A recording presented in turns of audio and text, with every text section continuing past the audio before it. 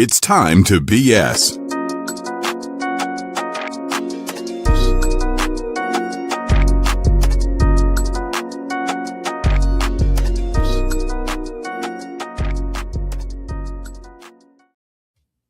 Welcome aboard, ladies and gentlemen, and as our delightful friend Desi says, welcome to the BS Express. That's right. All right, off to a great 10 seconds. Yeah, that's a record. That's a record. That's a record. I think that's faster than Diesel won the world championship from Bob Backlund in like 1994 or whenever that was. No. The fastest elimination in the Royal Rumble would have been like, whose TV's on? It's not me this time. It's the ghost of Paul Bearer once again. No, the fastest elimination in Royal Rumble history was 3 seconds. Wow. Yeah, but I think the fastest change of belt was Big Daddy Cool Diesel back in the day, aka Kevin Nash, winning it from tied. Bob It's Backlund. tied. Oh, it's tied. It's Okay. tied. So Okay. Bob Backlund in '94 over against Diesel. You're correct. Yeah. But Brock Lesnar in 2020 won it over then champion Kofi Kingston in 11 seconds. Okay. I did not realize the tie there. Yeah, it's been a long time. So, which was also like stupid booking by Vince. But what are you gonna do? It's listen. If Vince loves many things, True. big man wrestlers is one of them. Oh yeah, for sure. I don't know why, but he did. And it's confession time for me right now. I didn't think we'd be here again, Dan, but for the second straight week, we opened with wrestling. But here it is. Kevin Nash, my favorite wrestler as a kid. I loved Kevin Nash, aka Big Daddy Cool Diesel. We're talking Diesel or WCW Kevin Nash. Both. I did not expect this to be a segue for you. Dude, Diesel, one of the worst workers in history. I know, but I loved him as a kid. I don't know why, but I did. I thought he was cool. And then from Detroit, Michigan, by the way. Yes, and the thing is too, he played Super Shredder in the Teenage Mutant Ninja Turtles movie Secret of the Ooze. He was also in John Wick 2. Oh, I did not know he was in that. He was in one of the John Wick films. So that's delightful. Anyway, welcome to the Department of BS. My name is Dan Cruz. This is Seahawks Sessions, the Seattle Seahawks podcast, part of Time to BS and Bel Air Sports Media Network. As I said, I'm coming to you from Long Island, New York, and Dustin's coming to you from No Credentials Required in the capital region of Albany, New York. And Kevin's coming to you from for Bel Air Fantasy Advice in Great State, Texas. He's in the middle over there. There we go. And don't forget to like, follow, share, and subscribe to the show. How may you be watching? How may you be listening? Like, rate, and review, and follow the show on Apple, Spotify, Good Pods, and on Bel Air Friends. Follow the official Time to BS Podcast Facebook page. Time to BS Podcast Gaming is here. Well, that was a play on words there. Don't forget to engage in those comments and be nice. We have a very few simple rules here, but one of those rules is don't be a you-know-what. So there you go. I'll also be taking your comments and questions throughout the show. And also, speaking of Dustin, BS Sessions Volume 57 featuring the aforementioned Dustin Henry is available now, wherever you get your podcasts and on YouTube on the Time to BS Podcast YouTube page. And Volume 58 actually just got announced recently. For those interested, I've been wanting to do this for quite a while, which is have a solo show, but also do as a journal type of way. So what better way to do it but as an excuse for BS Session? So Volume 58 is titled The Solo Files Part 1. Coming soon. Part 1. Okay. Yeah, so there you go. Better strap in for that. So it won't be like 2 hours long, thank God, but it'll be relatively good distance. So if you aren't familiar with BS Sessions, highly suggest you check out the library. It's most of it's on YouTube, most of it's on the podcast platforms. Go check them out. Mm-hmm. They're generally a great time. Me and Dustin did one recently. That was a really fun one.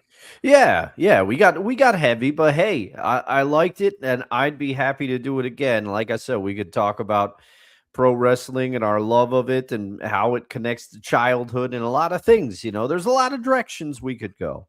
By the way, speaking of Kevin Nash, have you heard of the Kevin Nash special? It's a big boot, jackknife powerbomb, and a torn quad. Also, a $2 million contract. Anyway, good evening. I added the contract in that one, Ryan. So, and yes, Desi's in here. So, yeah. Yes. BS Sessions Volume 58. 59 is coming soon. We have no idea when, but we'll figure this out along the road. That's right. So, you know the deal by now. So, ladies and gentlemen, we begin this fine establishment with cue the music, ladies and gentlemen.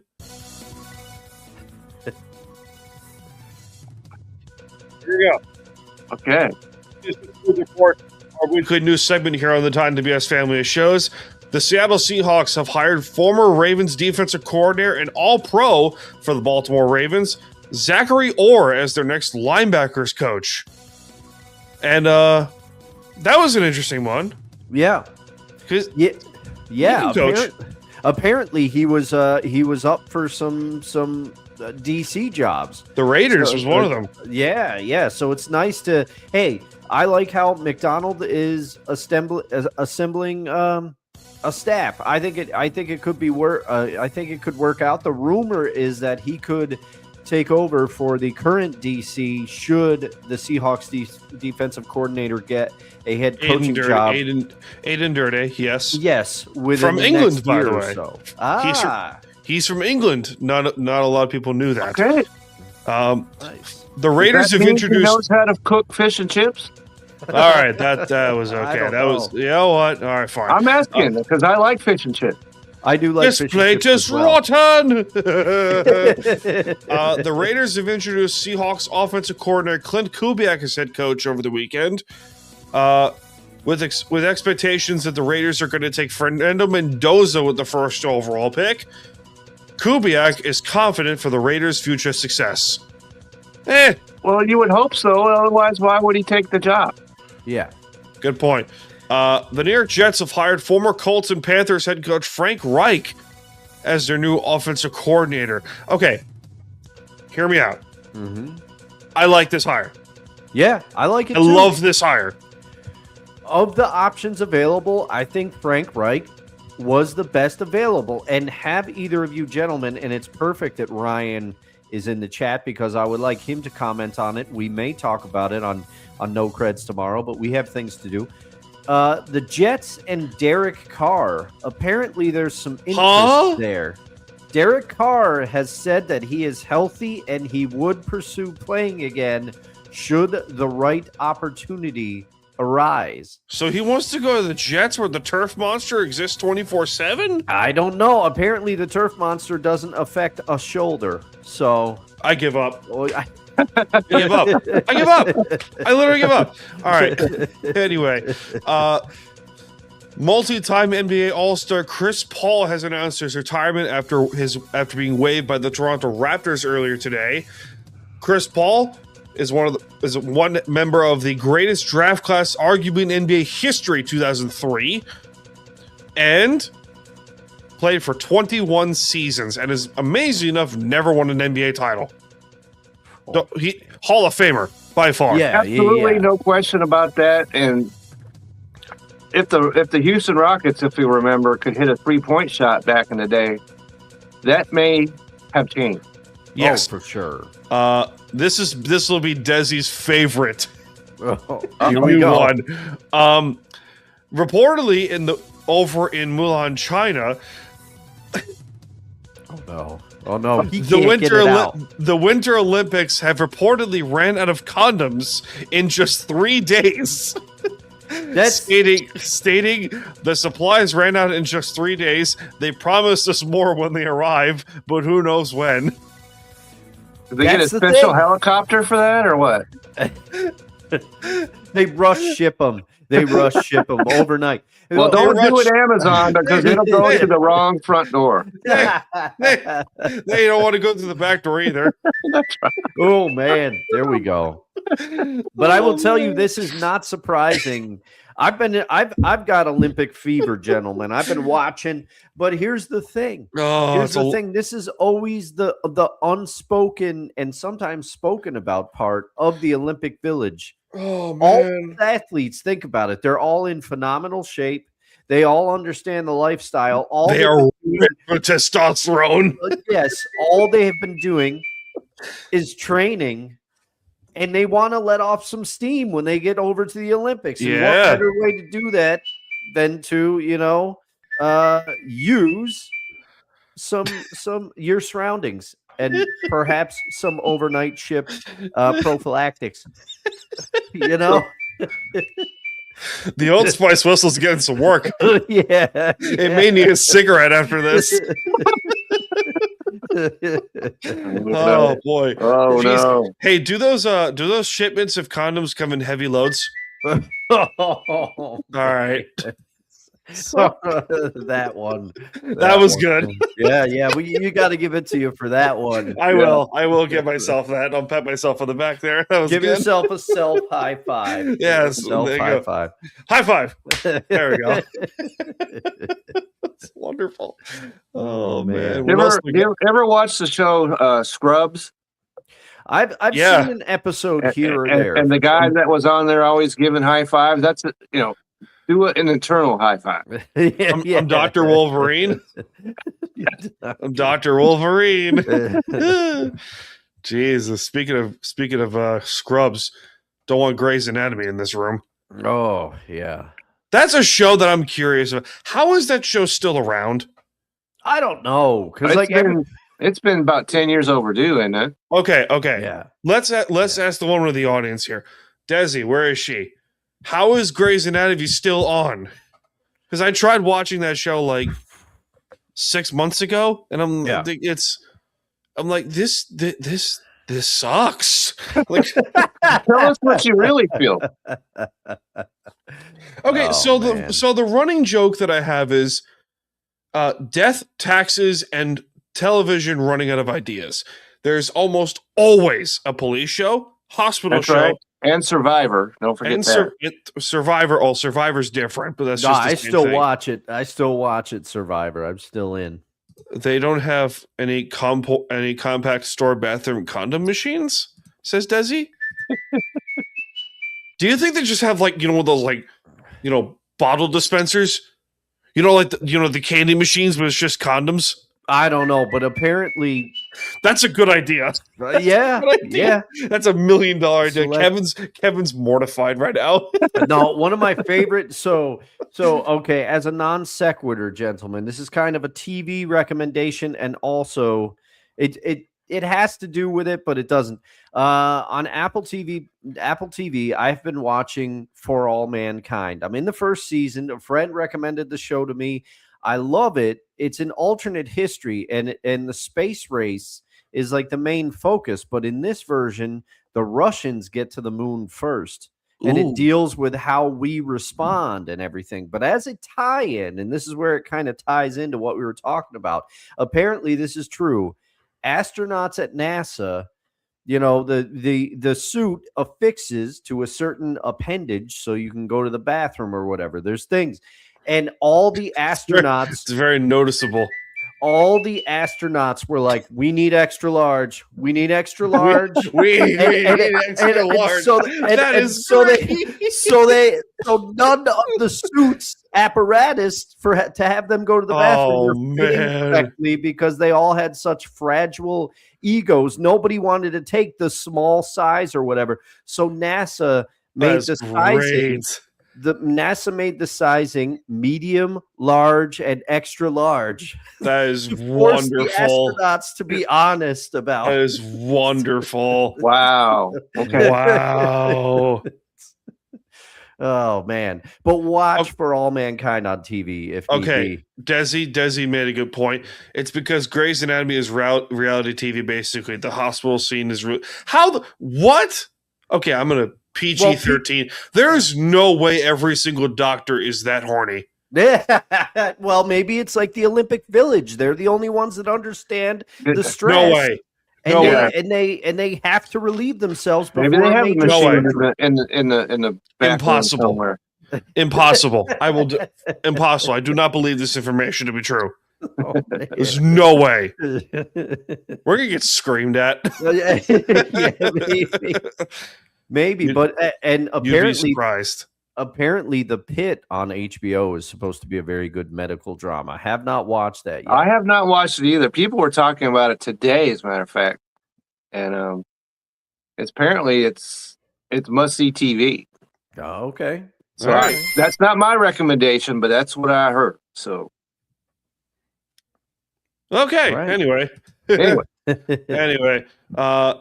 Gentlemen, Yes. how's it feeling since the last time we recorded? Oh man. Oh, I'm it's Kevin's, so nice. Kevin's all giddy right now. Yeah, Look at him. all of us. I've been giddy for 5 days now, and I'm waiting for my shirt to come. My hat's coming tomorrow. Okay, There you go. and I probably delayed the procession because I had it personally. I had my name put on the back and the number 12 back there, and so that probably delayed. Probably. Now, Kevin, does the jersey have the 50th season patch? It does not. Oh, okay. Oh, Because that's a thing that didn't really register with me until recently. I'm like, wait a minute. Seahawks have been around for 50 years. They win it on their 50th seasons. Pretty special. Pretty special. I would say so. The jersey that I have worn here a couple of times does have that. Yep, I've seen the 50 patch on that one. I Where like did that you jersey. get that, by the way? Where did you get that, Kevin? Oh, I don't know, somewhere from China, probably. DH Gate, probably. Probably. All right. Because I was scrolling through Facebook, and there it was, and it was supposed to come for Christmas, but it didn't arrive until like a month later. Oh, okay. All right. Oh, cool. So There you go. At That least works. it got there. At Hey, least it there you got go. there. okay. But holy cow, guys! I mean, it's Yeah. it's been starting to feel. Holy cow! The Seahawks are Super Bowl champions, and I can actually shout out my general manager here because he's a Patriots fan. He's from Boston. I'm And- right there with you because the guy that I work with was from Boston, and he was prepped and primed to talk smack. So he came up to me and said, "Oh, hey Dan, what's up?" I said, "Oh, hey Mike, good game by the way." He's like, "Oh." So I can be petty too. Here's what I did, okay? Because my wonderful wife over there bought me a what do you call that? It's not a lunch pail, but it's what do you call it, my hand? Okay, a lunch. You put it in there, keep stuff cool. Oh yeah, Okay. yeah, like a cooler, Like an igloo or lunchbox something like that. Yeah, Cool. yeah, Okay. gotcha. But the cool part about it is on the front of it is the Seahawks, Oh, cool. nice. right? And so Monday morning, I walk into work and I said, I only have one thing to say, people. And I turned it around so the Seahawk was clearly That is visible. awesome. And I said, Seahawks, give it up. That is awesome. And my boss was like, I knew he was going to come in here talking it. And I said, okay, I'm done talking smack now. By the way, There Ryan is under Ryan's under penalty box watch. By the way, Uh-oh. Oh yeah, Ryan, he had a long drive today. where did you go, Ryan? Did you have to go to Canada? Fix your camera, Dustin. There you go. Oh, okay. There you Well, go. I'll You do fixed it.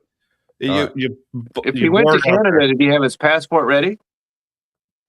Well, I know where he went. I don't know if he wants me to divulge. So I'll Did you have to go but to he- Ohio? no, he said downstate and back. So God. he Yep. was down. Yep. He was down. So, Yep.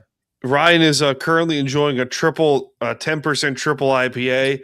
Okay. And this triple IPA is dangerous. It's smooth and is not super hoppy. Oh boy.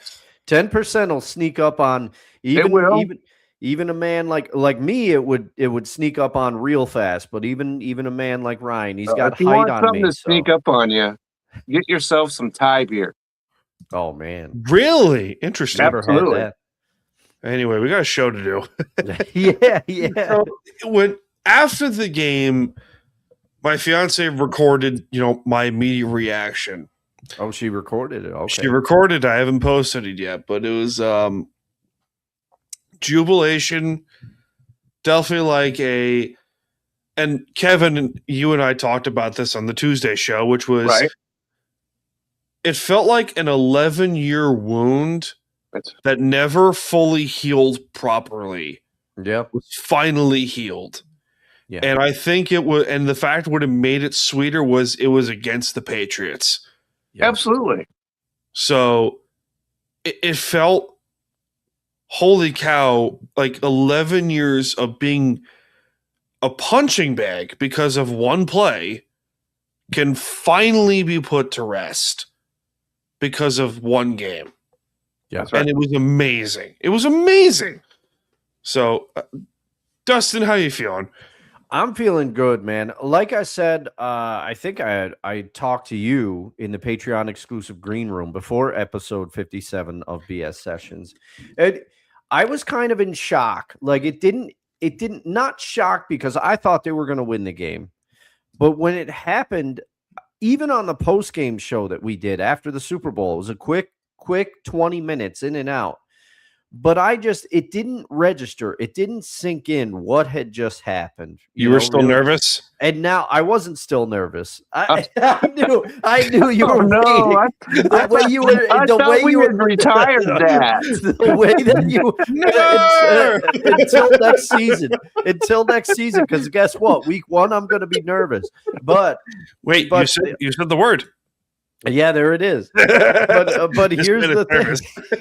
Here's the thing. Like now that it's sunk in a little bit more, this is it. Like you said, Dan, it helps heal the wound of Pete Carroll should have handed off to Marshawn Lynch on the 1-yard line, and the fact that Marshawn was there too. Yes, and Marshawn. I saw a video today. There was a cut of Mike McDonald's first game as Seahawks head coach, which I remember. Yeah. Before that game against the Broncos, Marshawn came out and he massaged Mike McDonald's shoulders. And then they cut to a video 2 years later. Marshawn Lynch massaged Mike McDonald's shoulders. And Mike McDonald said, I didn't even see you there. Marshawn kind of snuck up on him. But, it just goes to show Mike McDonald, he's kind of embracing his little bit of wrestling heel a little bit. Have either of you watched any of what he's done or said after? We do not care. Well, that's the great. I want to. Oh, was it the coach of the year one? But yes, the coach of the year one. I like this trophy better. Yes, that's right. Steve Rabel was saying. Rabel was saying. McDonald should have won coach of the year. Your coach, Mike McDonald. And Mike McDonald steps to the podium and said, I think I'll take this trophy instead. I love it. And then there was the thing that came out. He had a stack of all the helmets in his office. Oh my God. I saw that picture. That's an all-timer. And if you notice on the Patriots one, he put them at the top of the spear by puncturing the Patriots' helmet. He put the helmet on a spike. Awesome. That was awesome. So that's like 98 Triple H. Yes, right. I am loving Mike McDonald, and now that he is finally getting his due, people are realizing what a defensive mastermind he is. What a mad scientist he is. He is. And I have been relishing in this.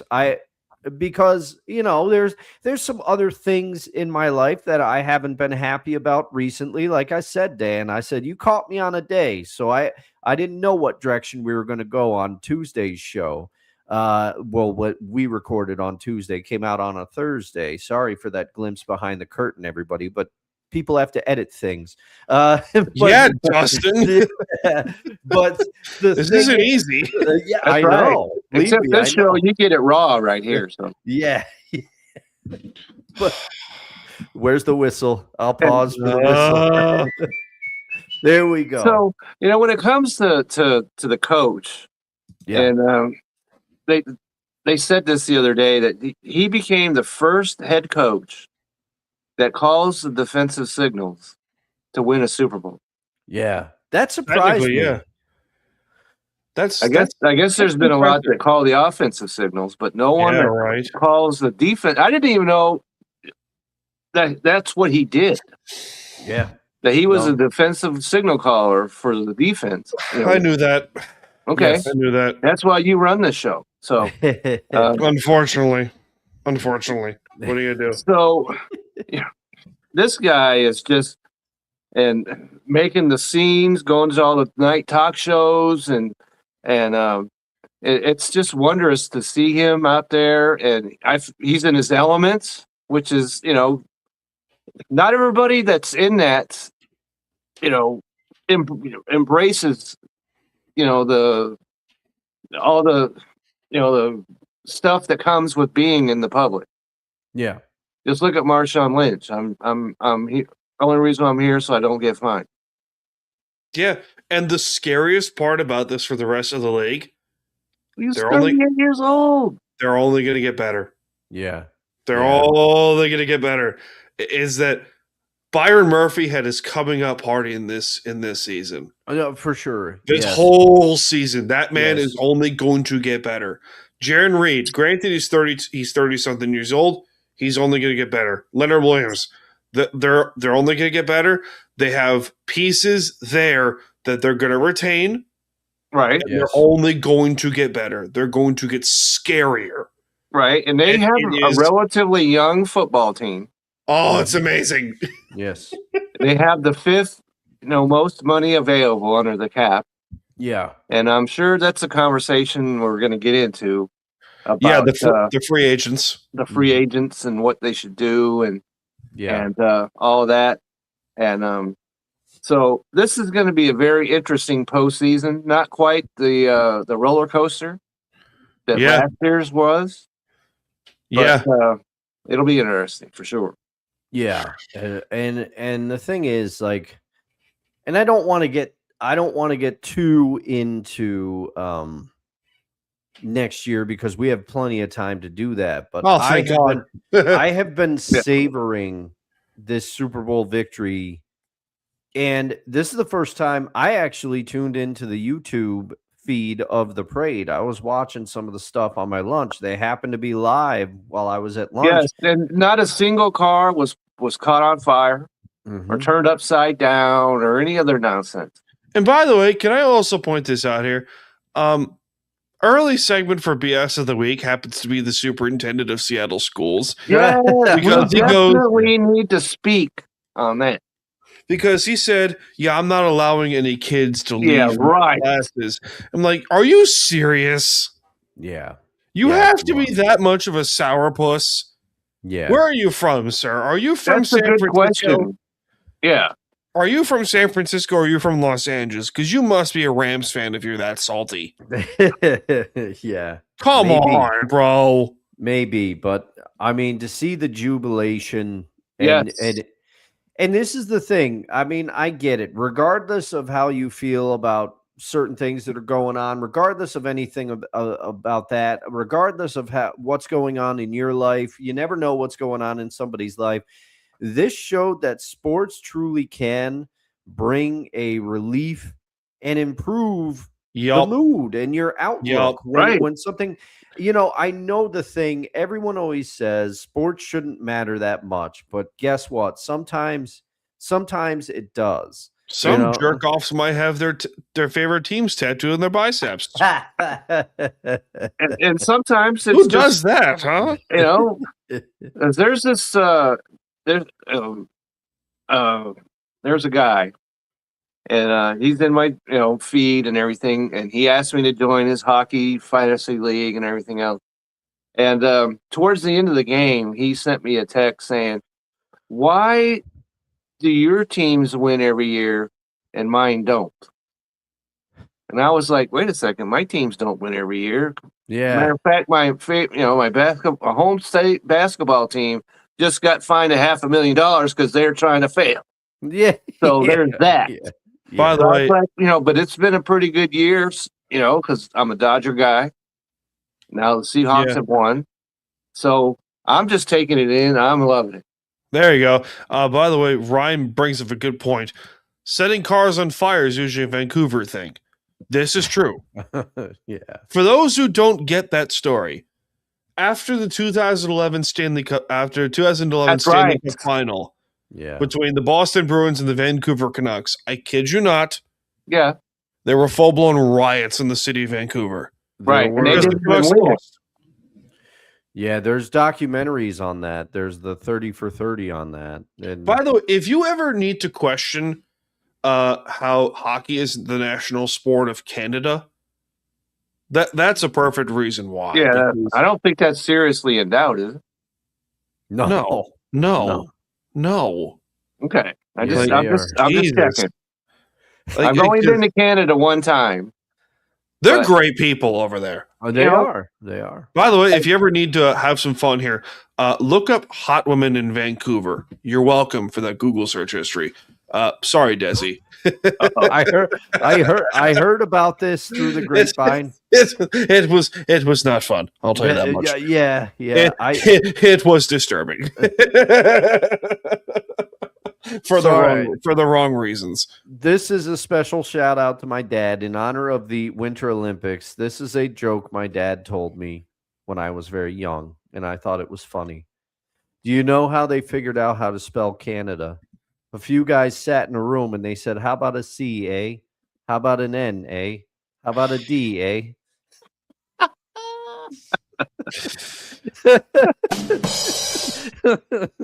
That was good. That was actually stupid. Really good. It's really stupid, but it's That good. was stupid, but really good. It is. I'm telling you, my dad was telling dad jokes that is before great. dad jokes were a thing. That is great. You know who would love that? My in-laws who are Canadian. Yeah, I'm you got to surprised. tell it to them. Let us know how they react next week. Oh, there you go. Ryan can defend me in this argument. The women in Montreal are gorgeous. Well, Ryan also loves Montreal. He Montreal, if I could venture to guess, the man Atlanta would be in his top cities, Montreal would be in his top cities. He loves both those cities. There you go. I would say Atlanta. Ryan, answer me in the chat. Atlanta's probably your number one. I would say Montreal is your 1A, only because of the season. Yeah. There you go. Okay, there we have it. There you go. We'll get to free agent lists and a good little debate later on. Ooh. But first, gentlemen, is this show free? I think that's fairly established by now. All right. This show ain't free. So time for some ads. Hey everyone, it's Ryan from No Credentials Required to talk to you about one of our newest partners at Belly Up Sports, SeatGeek. Yeah, live sports is great on television, but the feeling of being at the arena is a priceless experience. That's why our friends at SeatGeek are there to help you find the best tickets at the best prices. Not only can you get tickets to sporting events, but you can also get tickets to concerts, comedy shows, musicals, and more. Search for your desired event now at SeatGeek.com, enter promo code BellyUpSports at checkout, and you save $20 off your first purchase. SeatGeek. Life's an event. We have the tickets. All right. So, Dustin, does Dustin have a tune available? I do have a tune available. All right. Let me go get this stinking music going. Jeez. Because I can't seem to find it. There it is. All right. Cue it, Dustin. Okay, this tune is a little bit of a thematic tune this week. And it can be a sad one. So brace yourselves. I've already talked about Elliott Smith on the show. I like sad music as much as anybody because sometimes when I'm feeling sad, I like to listen to music that is sad. And ironically enough, I first heard this man's music because one of his songs was used in a scene during Grey's Anatomy. I did not plan this. So the reason that I am picking this man is that tomorrow I will be seeing this man perform a show from the comfort of his living room. That's right. We're bringing 2020 back. It's a Zoom show, everybody, but I'm pretty excited about it.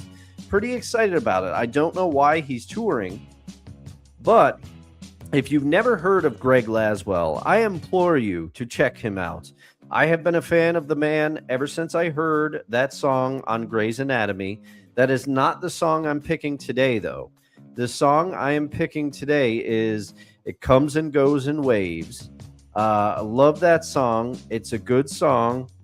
And I am picking it. He does all of his own recording and performing. He performs the music and then he mixes it. He records it. He does everything. I've seen him once before in Connecticut. I am looking forward to tomorrow's show. But I said to myself, I should pick a Greg Laswell song. And then when we started talking about Grey's Anatomy, I was like, you know, that's pretty ironic because that's where I first heard his music. Greg Laswell, It Comes and Goes in Waves. Honorable mention to High and Low. So I struggled which one to pick, but I'll pick It Comes and Goes in Waves. It's off of the album 3 Flights from Alto Nido by Greg Laswell. I think it came out in 2010. Greg Laswell is the pick this week. A little slower, a little more moody, but check it out. I don't think you'll be disappointed. I'm very excited to see the show tomorrow. Greg Laswell, Comes and Goes in Waves. Check it out. All right, there we go. So there's a great debate going on Seahawk Twitter that I would like to share on these fine airwaves here. All right. So the debate here is which defense was better, I've seen that. the Legion of Boom or the Dark Side defense? Okay, better secondary by far, Legion of Boom. Yeah, LOB's got that all day. That's arguably a top 3 secondary in the history of the NFL. Yeah. Yeah. The better pass rush was the latter. That pass rush is scary. Yes. It is. I mean, the amount you make a compelling argument because the amount of pressure that they got rushing for they barely blitzed. They barely blitzed the whole year. But you know, you talk about Mike McDonald when he blitzed Witherspoon. Yeah. How devastating was that to New England? Yeah. And if I recall, he didn't really blitz Witherspoon at all this season. No, that's why it was such an ingenious, part of their plan. Because he was right there when he coughed the ball up, and next thing you know, it was off for the races for a touchdown. Yeah, from Uchenna, yeah. But so when it comes to the pass rush, that's no question. This team here is superior. I think so because even at their height, Pete Carroll and that defense, they were always searching for the pass rush. They went out and they signed that Frank Clark. They had Frank Clark, and then they traded him, and then they brought back Darryl Tapp one time. Bruce Irvin was drafted to be that that spy position. That's why he was so enamored with Jamal Adams. Yep. He was searching for that blitz. He was searching for that pass rush for a lot of his tenure. So I agree with you there. Pass rush, Dark Side gets it all day. However, overall, it is tough for me, and I want to get both of your thoughts because I'm going to say, as far as electricity and feeling like they had a chance to shut down anybody, or even if the offense scuffled in those Legion of Boom years, you knew the defense was going to generate big plays. The Legion of Boom was great at generating big plays and turnovers. Yep. And they were like, to use your boxing analogy from a couple of weeks ago, Dan, and also Ryan and I talked about it briefly on No Creds. The Legion of Boom was like Mike Tyson in the 90s. They could hit you fast and knock you out. Cam Chancellor, This Cam Chancellor, Hall of Famer, no doubt. One of the smartest football players I've ever seen. Also extremely hard hitting. extremely hard hitting. Ask Vernon Davis for that reason. Yes, and I've extolled the virtues of Earl Thomas over and over. And you talked about the corners and the rest of the secondary, Dan. So overall, I think I give a slight edge to Legion of Boom for how many Hall of Famers will be. There's Hall of Famers everywhere. They got 4 Hall of Famers on the defense potentially. Yeah. Earl, Cam, Richard, and Bobby. Yeah. 4 of them are going to the Hall.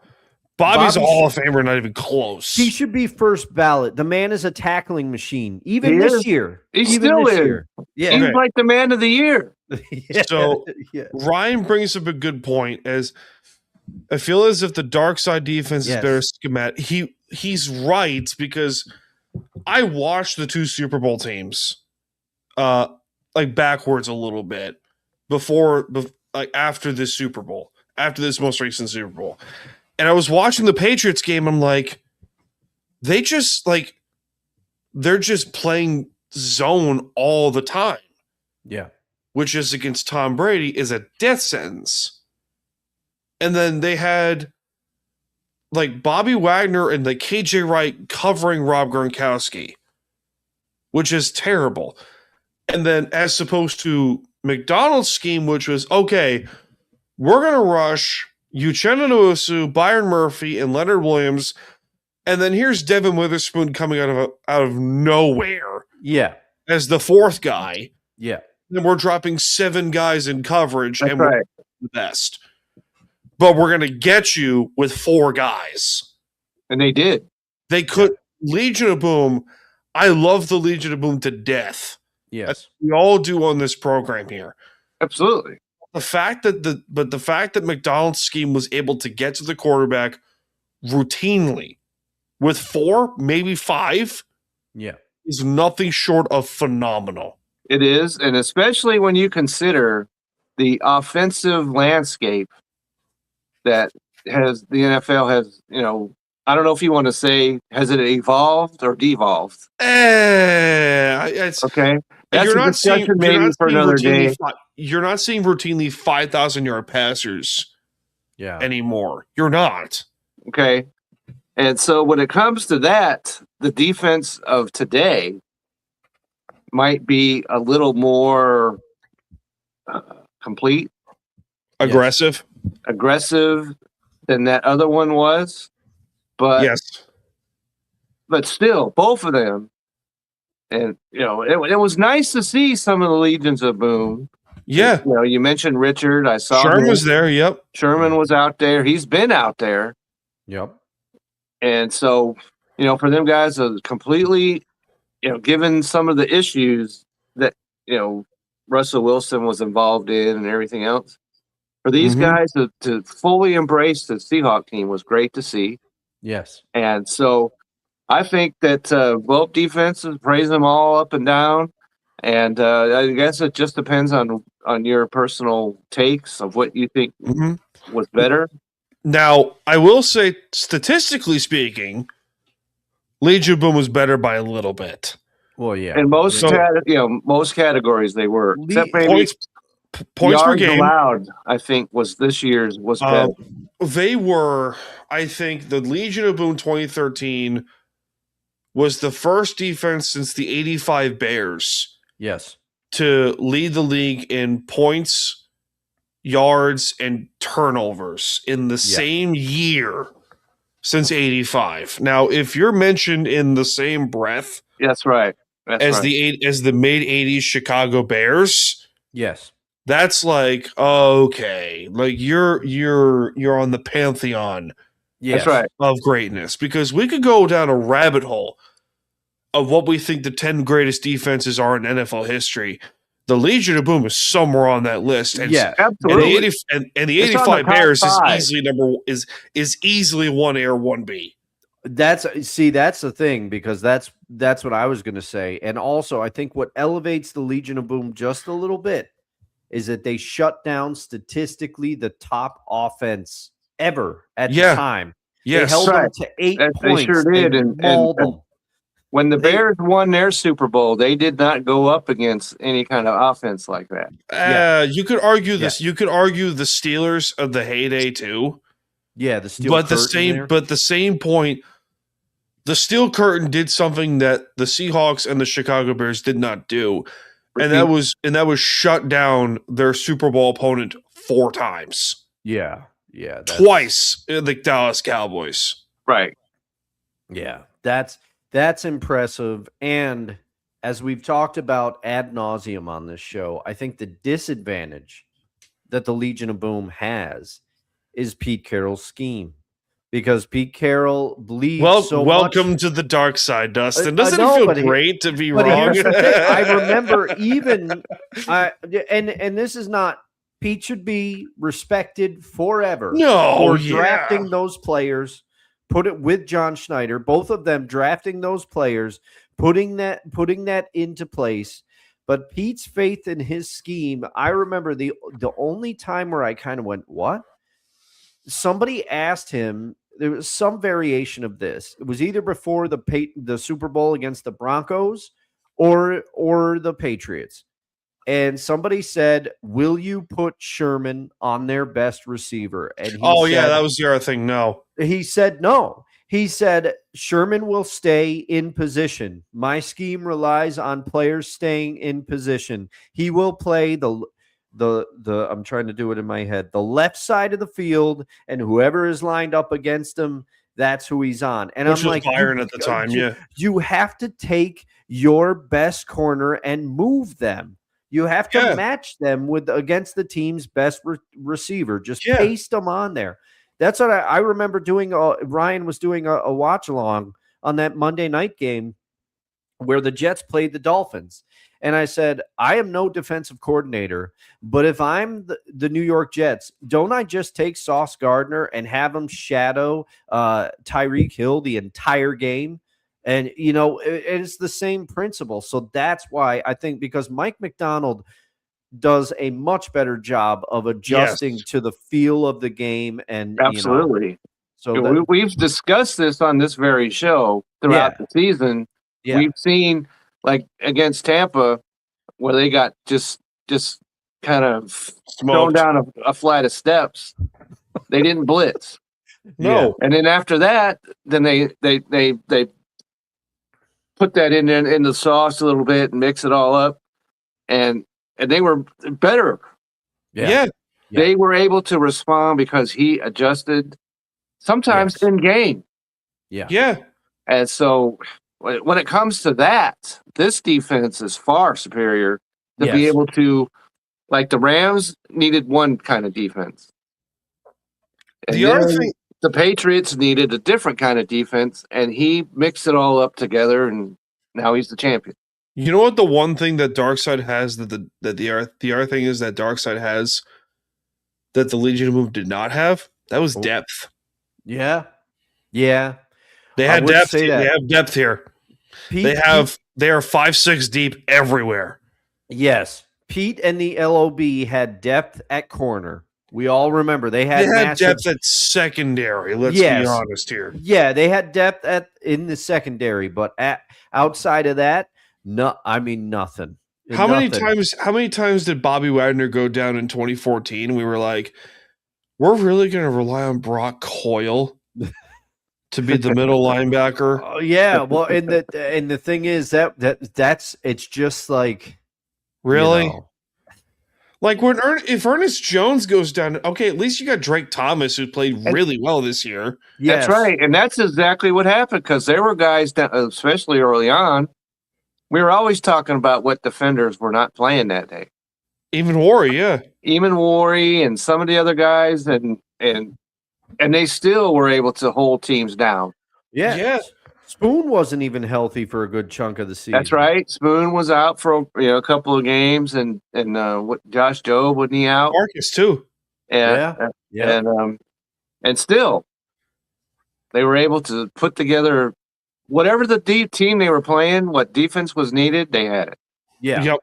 And I would say McDonald, and no disrespect to any of the players on this defense, because man, they're all they play as a unit. That's And right. the They sure do. Legion of Boom did that, but I feel that Pete Carroll got a bunch of talented players, and he knew it, and he relied on them. He's got 4 future Hall of Famers on that defense, and he relied heavily on them. Now, the one example where Pete Carroll got a ton out of somebody and then nobody else could do it that I can think of is Brendan Browner. But other than that, Mike McDonald has done more with, I'm not trying to say less, but it seems like every player hits. Ty Okada comes in. Amazing. It just played great. Yes. The advantage that the dark side has is the coach, the scheme, and the way they play. They shift in position. They just make heads up play. They're smart. They're smart, and the pass rush is unquestionably better. You hit the nail on the head, Dan. All right. With that being said, we got to get to some free agent discussions, ladies and gentlemen, because we have 6 big free agents on this list that are the UFA discussion here, not the RFAs, the ERFAs, all the A's here. A good thing you put that F in there, because I thought something else was coming. Nerd run average. Speaking of A's, Canada. And there you go. Yeah, Jaron Reed was hurt this year too. Yes, broken hand. He had a club in his hand. There you go. There's another one, Desi. So we have some free agent lists for the Seattle Seahawks. 6 big names. I'm going to go in important order. If we're going to go from 1 to 6. Okay. So I think we can all universally agree here. Kenneth Walker is getting re-signed, but to a 1 or 2 year deal, right? He went. You talk about a guy who pretty much we were talking about. Well, he's definitely gone because for a large part of the season he was not it. Yeah. Right. Then all of a sudden he's the Super Bowl MVP, and not only that, because his 1B partner. Who knows when he's going to? Who knows when he's going to be able to play? Yeah. I mean, knowing running backs and ACL tears the way we do. I mean, he's not Adrian Peterson. Let's be real here, but he should be fine. But he should be fine by the latest September. Yeah, he should be fine. Should be, because you don't, because it could be as long as a year. It could be, but then we're also mistaking Kenny McIntosh is ready to go potentially. And so it depends on what Kenneth Walker's asking for. If he's asking for Saquon Barkley money, okay, no, shake his hand and have a nice day. But if it's something that's reasonable, which might be hard to come by because he's a reigning Super Bowl MVP, but I would at least you got to talk to him and he's definitely at the top of the list. Correct. Yeah, he's going to get more money because his end of season run was so good. He was so crucial, especially after Charbonnet went down. But also, let's not forget how he played the Rams all year. He was the one consistent weapon against the Rams, even in that loss. He was shredding the Rams. For some reason, he played very well against the Rams. Indeed. Number 2 on the list, wide receiver Rashid Shaheed. You gotta do it. You got to do it. The impact he had on special teams, not to mention the way they were finally starting to get him involved, and he's a weapon for the next OC, whoever it is. He's a weapon, Weapon Kevin? Sums it all up. Weapon. Amen. Number 3, Josh Jobe, cornerback. Okay. This is easy. We'll be talking about, they've got 3 cornerbacks that are going to be free agents. Technically 3 corners, yes. You can't let them all walk. Yeah. And Josh Jobe is the most important of these to me. Yeah. That they need to get signed. All right. Next up, number 4, safety / cornerback Kobe Bryant. Did you Correct. see how he recreated the Kobe Bryant Yes, NBA Finals picture from like Yes. 2001? That was awesome. I did see that. You didn't see that, Kevin? I did not. I So must confess. when Kobe was holding the Larry O'Brien trophy, I think it was 97. I think it was like the first of the 5 titles that he won. Where That'd be 2000. he's holding the locker room and he's like hugging Oh yeah, the trophy. yeah. Our Kobe Bryant recreated that picture with the Lombardi trophy. That was awesome. It was. It's like, I how imagine fitting it is was. that? It was awesome. But this is the guy because he's got the S/QB or CB rather. Mm-hmm. Yeah. And so that's he's got some versatility, and I Yes.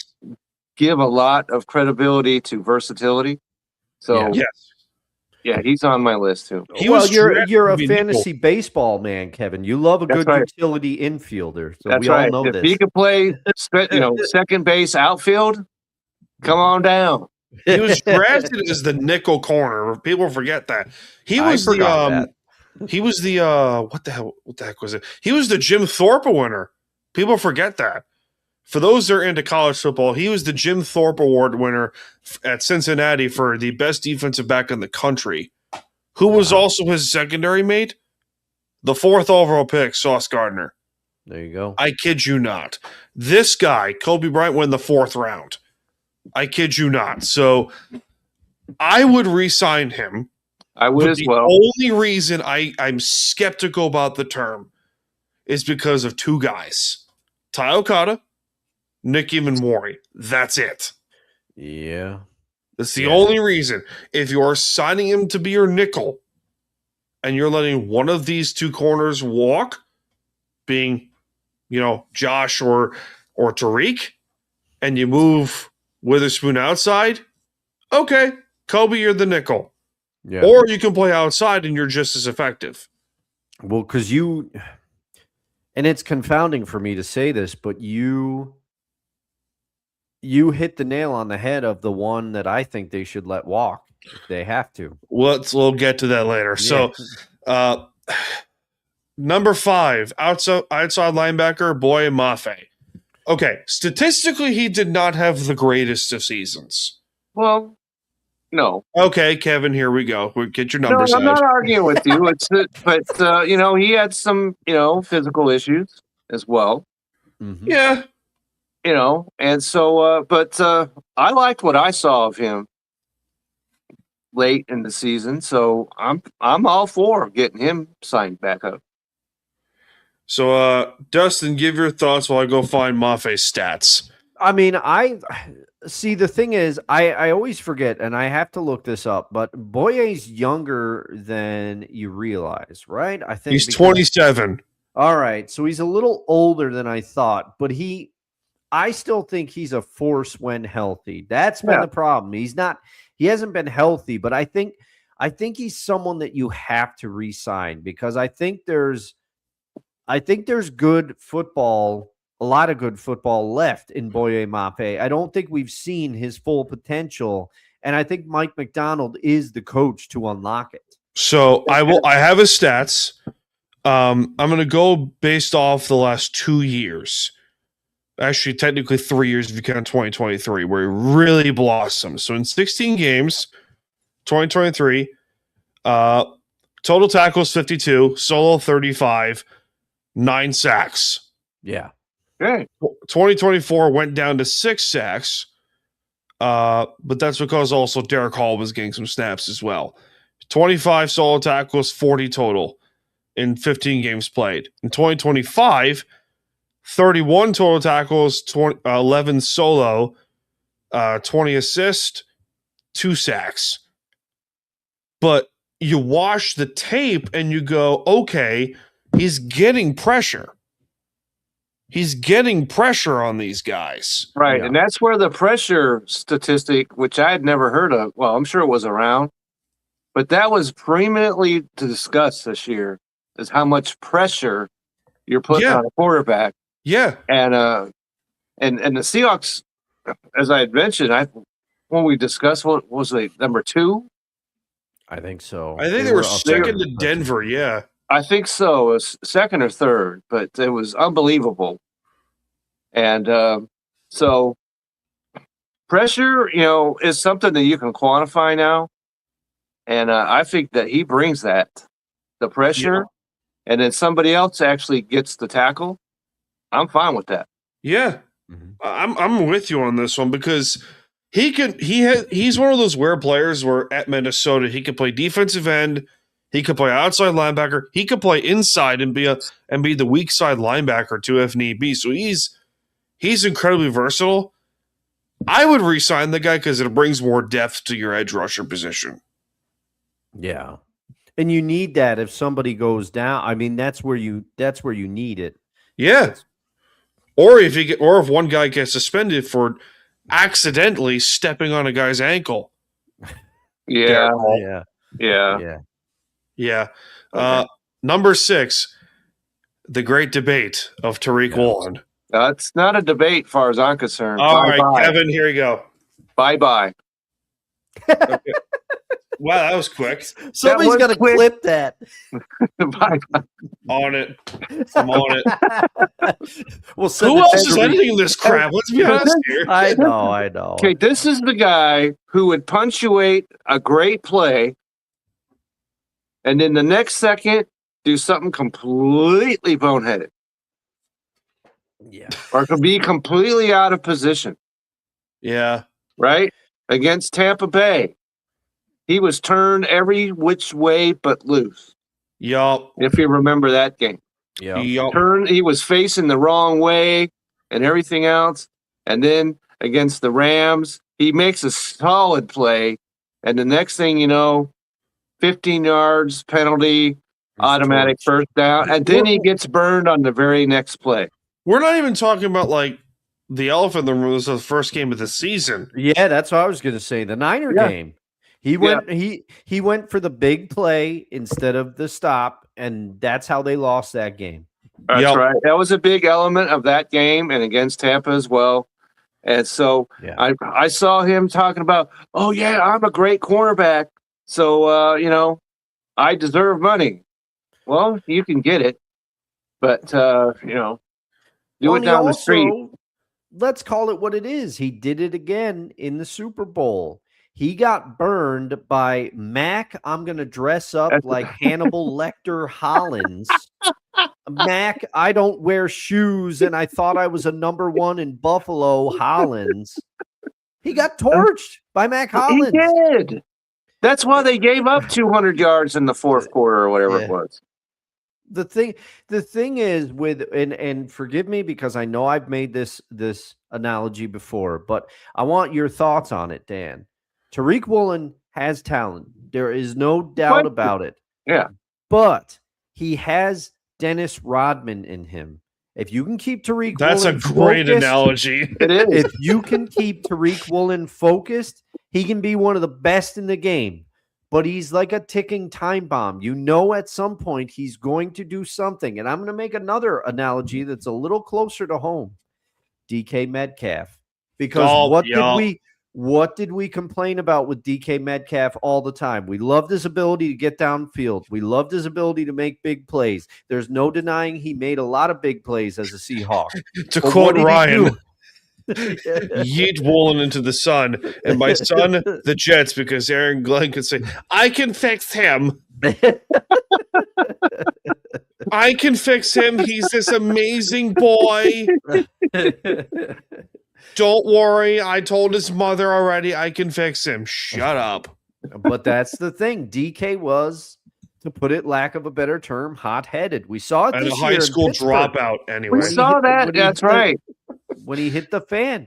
But DK would make a huge play, then he would chirp, and it would result in a taunting penalty or the Rams. Yes. And he got burned again. Yes. So, I don't know. Like I said, bye-bye. Here's the thing. He's a good corner. He is a good corner. Nobody's disputing that. The infuriating part is he was statistically their best corner. Yeah. Which he was more than happy to point out, by the way. Well, and here's the thing too. Let's remember now. Ryan quickly shut me down when this happened. Ryan, Ryan, the defensive back. he Shut may me be a down. degenerate, but I love him, Dad. But here's the thing, and Ryan will remember this. It's like the Telltale games. If you've played any of those, Dan. Oh, they will great remember this. choice. Great choice. But there was debate. If you took away the names of Sauce Gardner's rookie year versus Tariq Woolen's rookie year, there were numbers that Tariq had that were better than Sauce in some categories. Yeah, Reek, what happened your rookie season, man? Come on. Yeah. So that's the level of talent that this person has at points. But man, Especially as he's talking this, I'm the best cornerback because guess what? He's going to want to get paid as that. yeah. He's and not. so if he comes in there talking about, I want to get paid like I'm the most all-pro cornerback that the world has ever seen. Nom de Then- Asamoah. That's a name That's from who the he is. past. Oh, Yeah. Or who was the guy? Who was the guy that had that run on Carolina and then he went to Washington? He didn't do anything. Oh, Josh Norman. Yeah, Yeah. there we go. Josh Norman, one decent season, all of a sudden he gets paid in Washington. Yeah, Right. and he's I carrying. I told people, I was like, who pays that much money to an Yeah. average corner in Josh Norman? Well, and He Josh was. Norman too. Josh Norman bought into his own hype. He's showing up to games with baseball bats to go against Odell Beckham and saying it's going to be a war and all this stuff. Okay, to be fair, it was. I mean, it was, but still. By the way, Odell Beckham Jr., I heard reports that the Giants are potentially bringing him back. How could you do that at this point? That's Okay. too young a team for any of that. Okay. So when that trade was announced, when Odell Beckham was being traded from the Giants, I remember, swear to God, on God's green earth when I say this, I thought Odell Beckham Jr. was the biggest head case I've ever seen at wide receiver. Do you want And any that's saying proof? something. Do you want any proof? I've seen kids that were 3 years younger than me that were I'm in freaking Long Island, New York, okay? There are kids in high school whose dads were lawyers and they had haircuts the same way as Odell Beckham Jr. I'm like, Oh man. Frank, your dad was a lawyer and your name is Frank. He took over for a while there. And see, Well, the thing is, you can't He argue stole with tickets. you can't argue with Odell's talent, but here there are two factors that are undefeated now. A ticking time Age. bomb? Age and injuries, because Odell couldn't stay healthy. The Ravens thought he was going to be their number one. He didn't play. He was a great fit for a Rams team, but guess what? He couldn't stay healthy, couldn't get back. And when he came back, he got injured again. And now he's older. Why would the Giants do this? Because Has anybody got more mileage out of one play than that? that was the joke I was gonna make, which was you want to sum up Odell Beckham's entire career is him proposing to the kicking net and one-handed catches. Right. It's kind of like, That's it. the song Margaritaville. All right. Oh, Right? Oh, man. Ooh. The parrot heads might come after Parrot you. heads? No. We do not argue with the parrot heads around here. Well, we're not arguing, but has anyone got more mileage out of one song than that guy? Oh man. No, Jimmy- no. I can defend this. Sir Mix-a-Lot would like a word, please. Oh, that's a pretty good pick. But I will say, You forget, I'm a fellow music snob myself, Dustin. No, I understand. I think we're all music aficionados here in our own way. But here's where I give the edge to Kevin's argument is because Jimmy Buffett he marketed a beer using that song. Mhm. He marketed his own chain of restaurants That's right. using that song. Which I've never been in. I've seen it because I was down in Orlando. We didn't go in there, but I saw that restaurant.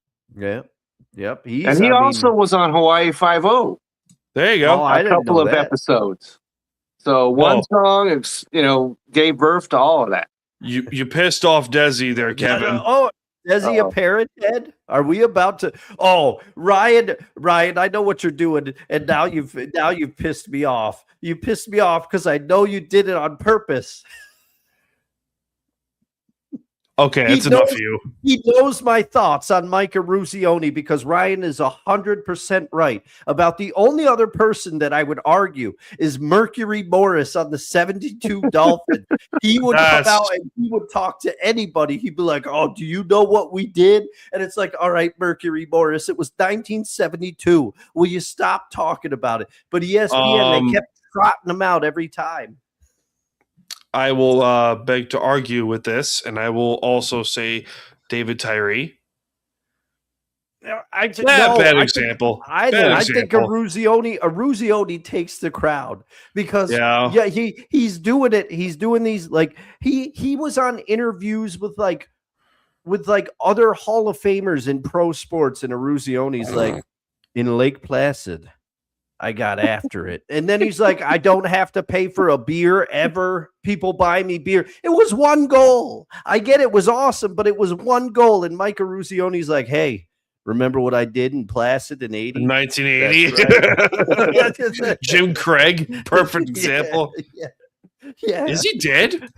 Is Mercury Morris dead? He did. I'm going to fact check this. He passed away. It was relatively recent. I want to say 2024. I'm going to fact check this. Man, Mercury Ryan's Morris. in rare form. He did it. I know you did it to get me charged up, Ryan. We've had conversations about Micah Ruzioni and Mercury Morris. 2024. Ryan's correct. He's not fined. Yeah. He is not going to get fined. This is true. Okay. All right. So no worries there. By the way, one of the greatest backfields in NFL history. I mean, the 72 Dolphins. It was, but still, Mercury Morris was coming out anytime anybody. Remember, like the 13-win Colts, they get their first loss. Who's the first one on the phone to ESPN? Mercury Morris. He's out there. Jesus. The 72 Dolphins annoyed me more than any team in history. They bust out the cigars and the champagne and toasting each other from far distant galaxies. And how long do you guys got with this discussion here? I don't know. I have breaking news. Oh man, okay. So Desi's gonna love this, and I already know it. So where is the music? There we go. Oh, Jesus. Oh, boy. From The Athletic and the New York Times, reports have surfaced before the Winter Olympics that alleged ski jumpers. Oh, I heard about this last night. One of my friends was talking about this. Are injecting their genitalia with hydrolonic acid to fly farther. The World Anti-Doping Agency has vowed to investigate. Wow. Why are you injecting acid anywhere, let alone there? Holy. And I heard about this last night while we were watching the Olympics at a friend's house. I heard about this. That takes the cake right there, man. Yeah. That's ridiculous. What if you do something like that and they turn silver or something? Who knows? They're looking like the Tin Man from The Wizard of Oz. Didn't he get sick from put the some paint? Oil in there. It almost killed him because it was lead-based paint or something. Put some oil on him. Put some oil on it. Oh man, you're not that kind. The oil can. Oh man! Oh, my goodness! How was that fly farther anyway? Gravity? I don't know. I don't know because the person trying to explain it to me last night was a woman, and I'm like, I would like to hear this. How do you think that this will help? My theory is Happy New Year because the ball's dropped. Anyway, I'll see myself out. That's what we're gonna do. That joke, me and Megan, when we're like over our 80s, we're just like, she's gonna look at me and go, "Happy New Year." I'm sorry, Kevin. He's traumatized. you're talking about turning parts of your body silver that should be cared for with the utmost protection. I'm sorry, but I have to do it hi-ho silver. Oh no. what Desi, well done. What you have done has made God very unhappy. What you have done has made God very unhappy. No. Ryan is correct about this. No. Impossible. I'm fact checking you. No, he's right. I'm telling you. When was Encyclopedia this? Britannica has it again. World Doping Agency. Hey, Ryan, whatever beer, I know you texted it to me, but I'm going to look at this. I'm going to buy you a 6-pack. You have to drink it every time we do Seahawks sessions. Oh my God, he's right. Richard William Duncan Pound. Better known as Bleep Yes. Pound, Yes. is the Canadian swimming champion. I told you. I Go to knew. bed. I knew he had it right. Oh, Dan's walking off the show. I guess it's up to you and I. I Kevin. guess so, man. How do we bring this back into some kind of focus right here? Well, so I do have a question that I've been wanting to ask both of you because I believe that both of you got Super Bowl specific gear, right? Dan got the hat, you got the shirt, Kevin, right? Or Correct. the jersey. Yeah. So, but I struggled with this very notion because I wanted to get some of the Super Bowl gear, but then I started thinking about it and I'm like, I don't know if I'm going to want to wear the Super Bowl 60 gear in like 10 to 12 years when it's like Super Bowl 72 and I'm walking around with a Super Bowl not XL. What is it? Super Bowl X. Whatever it is. Yeah, like walking around and it's faded and stuff. So what I did do is I compromised and I got myself a hat that just says it's coming. A hat that just says Seattle Seahawks 2-time Super Bowl champions. And then I think it has the years on the hat. But I just felt like, I don't know. What are your thoughts? Like, how long are you going to wear the Super Bowl gear? Well, I'm going to wear it till, maybe a half an hour before it's, almost too late. But yeah, because I've got jerseys in my closet right now. I've got shirts in my closet that I rotate at various times and places. And this is not like it's the New York Yankees and they have 27 championships. No, a fair point. Right. So, hopefully they can win more. Yeah, I would hope so. But yeah, so I'm going to be more than 10 years from now, be more than happy and to wear my shirt. And if they win another one, I'll put that right on the next day. Mm-hmm. So, and as I said to Dan when he was talking about, I've got my hat. I'm not really a hat guy. I've got some. Yeah, but anyone want to know what's in the bag? Well, I don't know. Do we want to know? Not that kind. Jesus. What's in the bag? No, so I went into this was like after high school. I didn't know you could do this until recently. You could get like replica championship rings. Oh man, okay. Yeah, that seems to be, I'm not really a ring guy either. Oh, nice. There you go, the replica, the first Super Bowl ring. Yeah. Okay. I wear my wedding ring, and that's about all that goes on my fingers. So. It does not fit my gargantuan hand. I've tried. It's pretty cool, though. The biggest one was the 2009 World Series Yankees ring. Okay. That does not. It barely fits my fingers.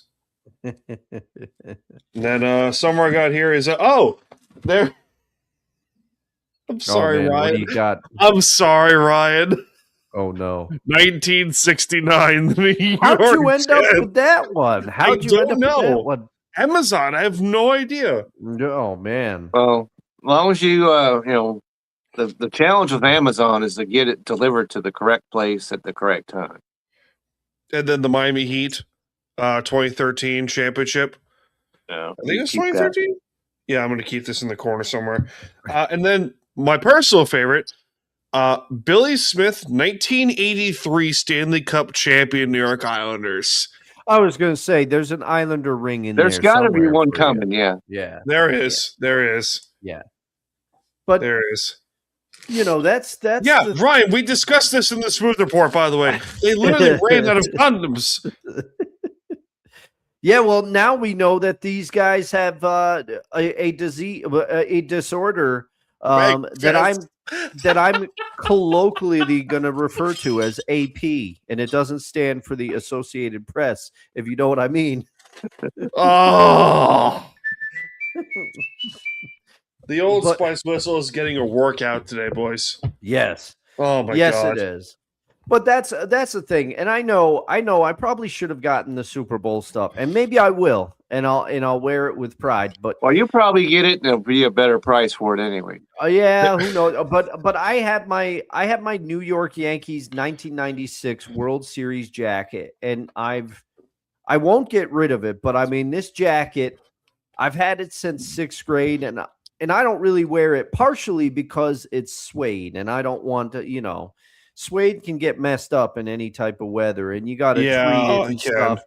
But, Kind of like but I'm that also, Seinfeld episode. You know the one I'm talking about? yeah, I love that one. And Yeah, then that's a great episode.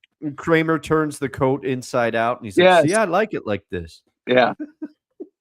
So stupid. The candy cane liner. Yes. Yeah, pretty much. Yes.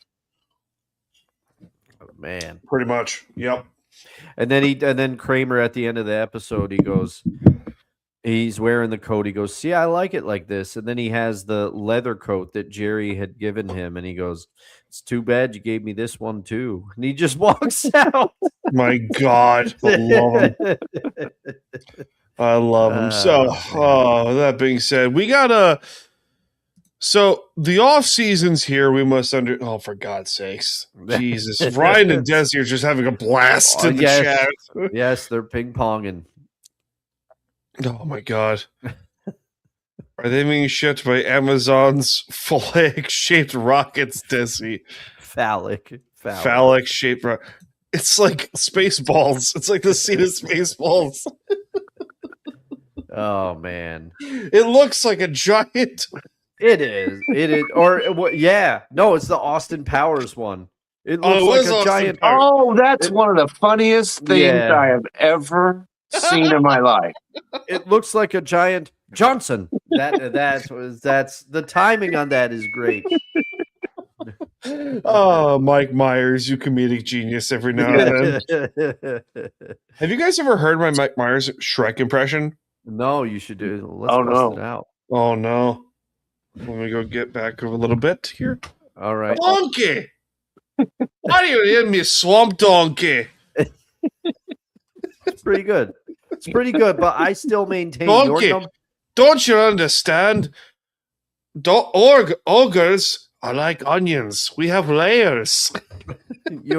That's pretty good, but your number one is still to be the Paul Bear. That one took me by genuine surprise when I heard it.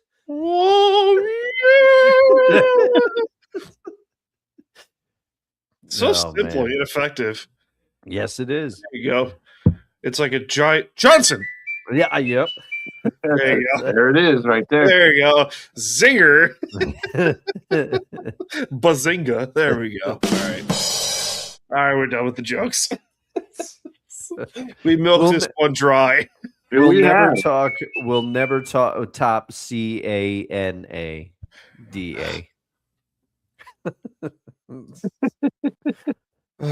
He was so happy when he told it to me too. Yeah, I bet he was. I bet. So the off season's here for the NFL season, which means Seahawks Sessions for now is going to be like put on pause for a little bit. But that doesn't mean the three of us are going away anytime soon. No, impossible. No, Impossible. you won't be that lucky. Yeah, you'll have to like pull an old yeller on me, and then that's a good reference for those who get it. It is. It's a timely one too. Everyone, But, old Yeller, very current. Before we go into that good night, there's the free agents are important, but we have not discussed the most critical aspect of the Seahawks postseason. Do tell. And that is they need to get an offensive coordinator hired, and they need to do it soon. Yes, we will. So, with that being said, let's get on with the rest of the news here. So, not only is BS Sessions Volume 58 in production as we speak, but also, as we mentioned, Seahawks Sessions is going on a little pause for a little while, but that's okay because there's still because the three of us morons are still gonna have a good time and stuff like that. You can always catch us on our Fridays and whatnot. But as we do know, my wedding is, gladly coming up in a month. Yes. So we'll figure something out by then. Yeah. Seahawks Sessions will return once the draft really gets back into once the there really is no off season. There really is no off season. The combine's in 2 weeks. This is true. But at the same point here, we can't just have a show talking about football when there's no freaking football going on. Right. Mm-hmm. So what do you do in that case?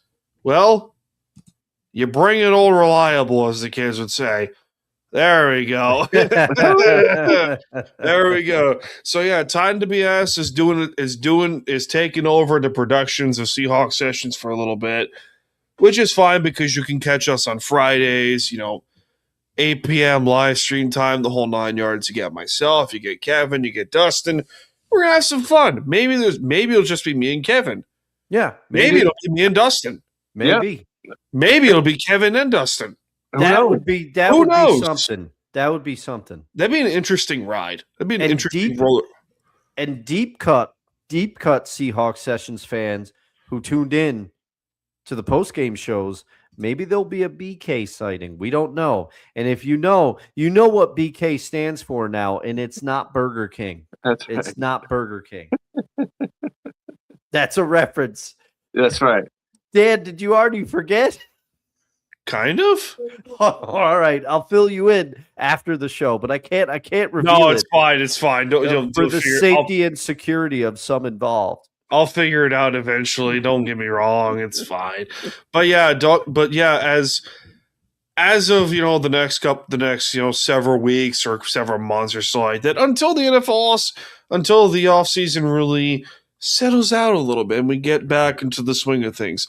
Isle of BS, the hockey show, is coming back soon. Don't get me wrong, but Seahawks Sessions will be in the closet for now, and BS Sessions will make its glorious return to the airways as well. But yeah, the three of us will be on Time to BS for a little while. Sounds great. Which is fine because why not? Yeah. Why the heck not?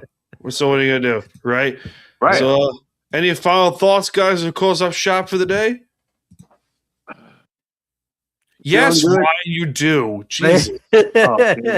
God. Yes, I plan on riding this cloud of unbelievability that they won the Super Bowl for a little bit longer. So, my God, Ryan, he's on my wavelength because I was almost going to say, much like Michael Jackson said in 1996 on his hit album Dangerous, or it might have been 1994. Yes, it was 1994. Keep it in the closet. Seahawks Sessions. That's what we're doing. That's what we're doing with it. Why did I think of R. Kelly? Oh no, that's trapped in the closet. We don't want to go down that rabbit hole. No, we don't. We Ryan and I discussed that briefly with Cole Johnson. We do not want to go down that rabbit hole again. Go back into the archives of No Creds for that one. I got it. I was just standing here. I get trapped in the closet. Man, there's some crazy stuff here. Why don't you just come out the closet? They said. Wasn't that song like 17 minutes? South Park. That's like the 17-part song. Yeah. It's a whole ass movie. Oh, jeez. Anyway, any final thoughts, guys, to close up shop for the day? No. No, congratulations to the Seahawks. Congrats. Congratulations to all the fans out there. Keep saying we. I know people hate it. You know, I'm here for all the Mike McDonald stuff that's coming out after, and wear the gear with pride. That's right. We will be. So learn to tolerate us. And until next we meet. Indeed. But don't get me wrong, ladies and gentlemen. We're Dustin is he's not nervous right now, but you know, he's chilling there. Before next season, I will be. He will be. And then also for those that listen to the Time to BS program, baseball's coming up. So Kevin's Fantasyland is in the room. That's right. Not that room. Not that one. Not that one. Yeah. No. What you have done has made God very unhappy. Oh yeah. I remember that episode. I wasn't on, but I heard it later. It was a Hall of Famer. That one. That was great. Did we have So here's the thing. Maybe we'll discuss summer blockbusters. You don't know. Maybe we'll discuss anything. That's certainly a possibility. And let me just put this out there because, you know, my former colleague, you know, Vince. Hi, Vince. Just talked about because he went through the whole, you know, the draft, each team, what their needs are and what they should do. Well, he just covered New England and the Seattle Seahawks. Oh, so if you haven't gotten enough of Seattle here, go to the Sports Stove YouTube page, and he takes that whole, you know, he talks about what draft picks they have, what they should do. So check it out. Oh, for sure. Do that. Yeah. And Desi, don't promise. You just it's okay. It's okay. It's a safe zone here. You're fine. We don't have safe words. Oh, man. Okay, it's enough of me. That's enough of me. All right. Ladies and gentlemen, from the great state of Texas, Valley Fantasy Live is Kevin Wilson. From No Credentials Required in the capital region of Albany, New York, is Dustin Henry. I'm Dan Cruz. I'm coming to you from the beaches of Long Island, New York. We'll see you all in this life, and we'll start with the next one. Cheers, everyone, and we'll see you next week for Time to BS.